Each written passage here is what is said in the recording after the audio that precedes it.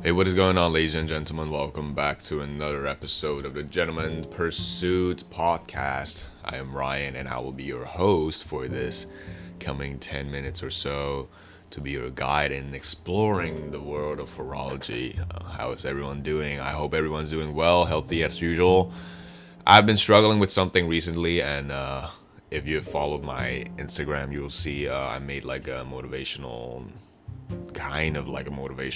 video thing where I talked about, going through a tough time and keeping your head strong, just pull through, it'll be better.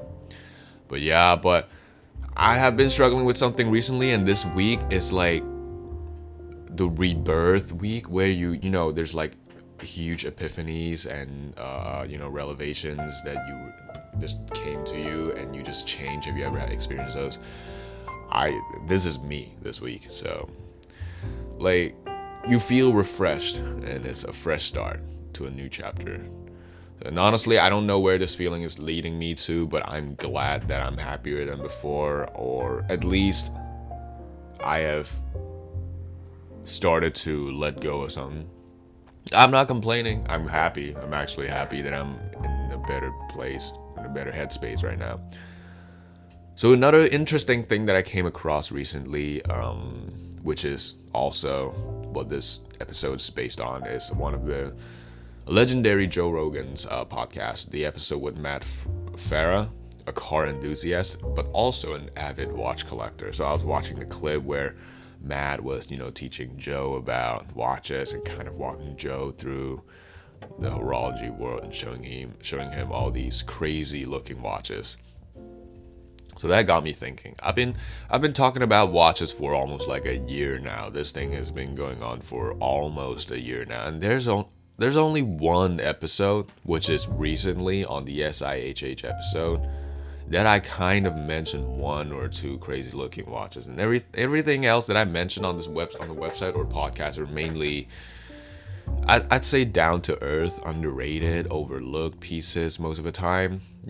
Most of the time they have like a modest look to it because I'm trying to suggest everyday watches to you guys. So I don't want to talk about watches that you wouldn't even consider buying it after, right? But sometimes it's fun to go crazy, right? So you know how horology is all about.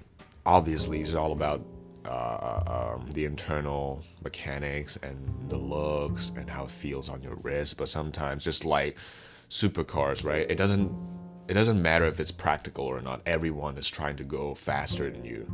And in watches, everyone's trying to come up with crazier designs and crazier mechanics. Alright, so today I want to talk about some of the craziest watches that I know, and maybe I'll do three at a time because there are a lot out there that not a lot of people talk about. Um, so yeah, maybe I'll do three at a time so it can be turned into like a mini series. Okay, so first off, we have the MB&F HM7 Aquapod. This watch was inspired by when a jellyfish stung the designer's wife foot. I actually am impressed by the event that inspired him. He was like, "Oh baby, are you hurt? A jellyfish stung you, huh? A jellyfish. I could copy that shape into a watch and make it green, like my wife's foot." Yeah, that's $1 million idea. Meanwhile, his wife is dying over there. I'm just kidding, but God damn, look at this watch. Pull up your Google search right now and search HM7 Aquapod. This watch looks like it is straight out of G.I. Joe. But like it's that crazy looking. It doesn't even look like a watch anymore, like some gadget from Spy Kids. Okay, but the thing that's amazing about this watch is that it is not a dive watch. A watch inspired by a jellyfish is not a dive watch, but here's the thing: if you take a look at the watch, you can see green toxic ooze looking bezel. Yeah, it is case independent, meaning that it's literally floating and is counterbalanced by the central tourbillon you can see from the picture. So if you flip the watch over, you can see these tentacle looking titanium block that is hovering above the movement through the open case back, which completes the jellyfish look. This makes sense.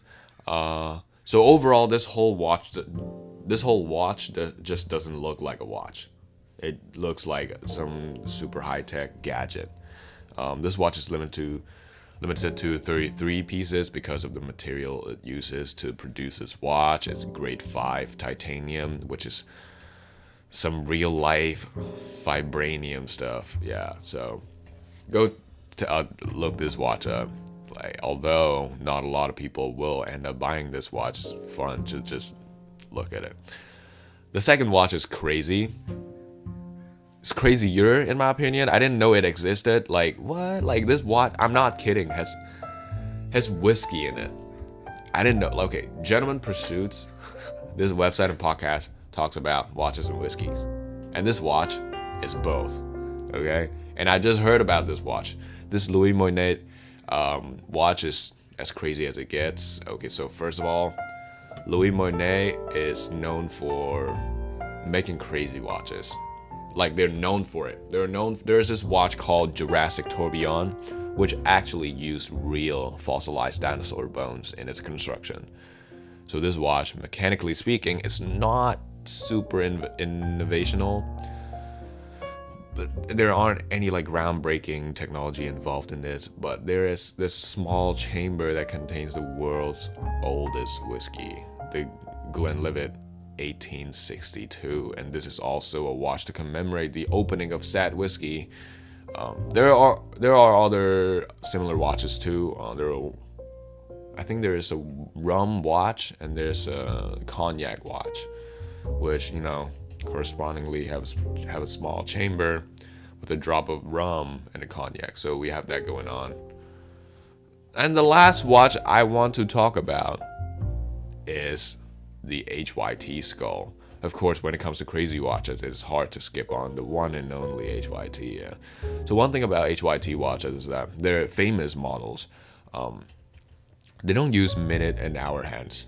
They use a liquid indicator instead. So the liquid indicator goes around a clock, where the liquid stops is what time it currently is. So let's say it's like a tube of green ooze, right, running around the clock. When it stops at between 1 and 2, and you can just read the markers at where it stopped, so that's the time. So HYT skull is just a new look to the HYT watch. Normally it's a circular watch. I mean, the tube is circular that goes around the clock, but the HYT skull, the tube is in a skull shape, so you can still read the time fairly easily, but it's just a really cool looking twist, and it's all gimmick stuff. So these three watches, like, normally I don't like to get into I don't like to read about crazy watches because I don't see the practicality in it, and I don't think it's fun for me to talk about it when I don't find it interesting. But then I gave it a try, and I was looking at all these. There are a lot more. So second episode's coming soon, so there are a lot more, and that just kind of opened my third eye into the horology world, saying that holy crap, this is a supercar on your wrist. All these insane design looking watches, inside they have like 500 compartments, 300 compartments with high grade materials, and they just won't stop. Like, this is not the end of horology. There are always more and new technology and new designs where it will change the way you look at time. It will change the way you view time, because you thought using your phone and just normal watches is fine, yeah, but no. You can actually look at your time by doing this and that, right? So it's like crazy for me. It's like an eye-opener. So I hope you guys like this episode. I hope you guys like this topic today.